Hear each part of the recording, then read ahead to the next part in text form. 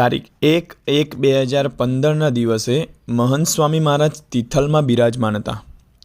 વાર્ષિક કાર્યકર શિબિર ચાલી રહી હતી.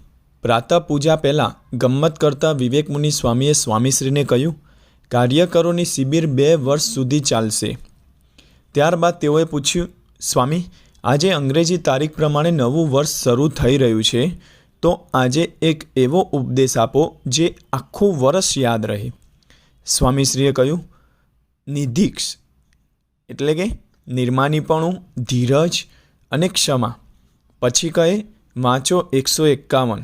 પુરુષોત્તમ બોલ્યા પ્રીતે. સંતોએ વાંચન કર્યું. નિર્માનીપણું, ધીરજ અને ક્ષમા આ ત્રણેય ગુણ સિદ્ધ કરે તેને ત્રિગુણાતીત જાણવો. નિર્માનીપણું, ધીરજ અને ક્ષમા જેમાં હોય તે 3 દેહ અને 3 અવસ્થાથી પર થઈ ચૂક્યો. તે અનંત લોકોમાં પૂજાય છે.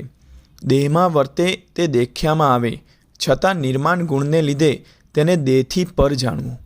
નિર્માણ, ધીરજ ને ક્ષમાના મૂળ વિના કોઈ ગુણ આવતા નથી. 3 વખત આટલું વાંચન રિપીટ કરાવ્યું.